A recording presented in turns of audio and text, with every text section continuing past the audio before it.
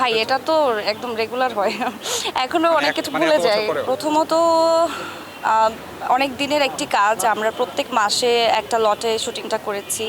তো আমি আমার আমার মানে আমার হাত পা কাঁপছে যে যে মানুষগুলোর সাথে এতদিন কাজ করেছি, সেই মানুষগুলোর সাথে হয়তো দেখা হবে, কিন্তু যে পরিবারটা তৈরি হয়েছে আমাদের, আসলে আমাদের সিনের বাহিরেও আসলে আমাদের খুব দারুণ সম্পর্ক তৈরি হয়েছে প্রত্যেকটা চরিত্রের সাথে।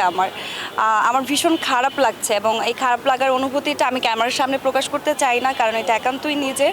কারণ দিন শেষে মানে আমি খুবই সাধারণ একটা মেয়ে, এবং যেটা হয় আমি খুবই আবেগী, এবং আমার মনে হয় যে আমার পরিবারে যতটুকু টাইম আমি স্পেন্ড করি তার থেকে অনেক বেশি সময় মনে হয় আমি আমার কাজে স্পেন্ড করি। সো এই কাজে যে মানুষগুলোর সাথে আমি সবসময় কাজ করি, তারা আসলে আমার লাইফে খুবই খুবই ইম্পর্টেন্ট একটা চরিত্র হিসাবে কাজ করে অলওয়েজ। সো ডেফিনেটলি অনেক খারাপ লাগছে। ভাই এটা তো একদম রেগুলার হয়, এখনো অনেক কিছু ভুলে যাই। হ্যাঁ হ্যাঁ, আসলে শেখার কোনো সময় থাকে না, বয়স থাকে না, এবং আমার তো মনে হয় যে আমি এখনও ভাই ওরকম কিছু শিখেও ফেলিনি, ওরকম কিছু করিও নি, এখনও শিখছি। এবং এখনও যারা আমার সাথে কাজ করে, আমার সহশিল্পী, আমার পরিচালকরা যারা আছেন, তারা সবসময় আমাকে শেখায়, এবং আমি ডেফিনেটলি তাদের মতো করে করার চেষ্টা করি। বাট হ্যাঁ, আমি আমার জায়গাতে সবসময় চাই যে ভালো করে করার, এই আগ্রহটা এখনও কাজ করে।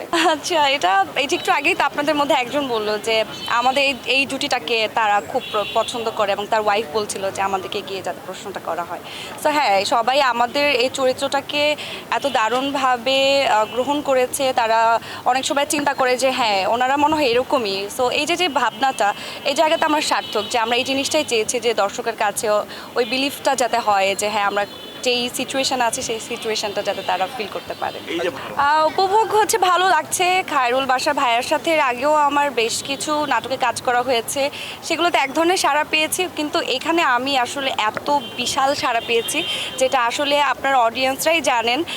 সো ডেফিনেটলি এতে আমাদের কাজের আগ্রহটা আরও বাড়লো, যে আমরা সামনে আরও ভালো ভালো কাজ করবো একসাথে জুটি হিসাবে, এবং মানুষ আমাদেরকে ওইভাবে ভাবা শুরু করেছে, সেটার জন্য আমরা আসলে কি বলবো যে সার্থক ওই জায়গাতে। হ্যাঁ ভাই, আমি খুব সাধারণ ভাই, এত মানে ভাবসাব নিয়ে আমি বেশিক্ষণ বসে থাকতে পারি না, আমার ভালো লাগে না। আমার মনে হয় যে এটা আমার জন্য এক্সট্রা একটা প্যারা, একটু ভাবসাব নিব মানে আমি কতক্ষণ এভাবে বসে থাকবো, আমার কি পুরো রোবট ফিল হয় আমার মধ্যে।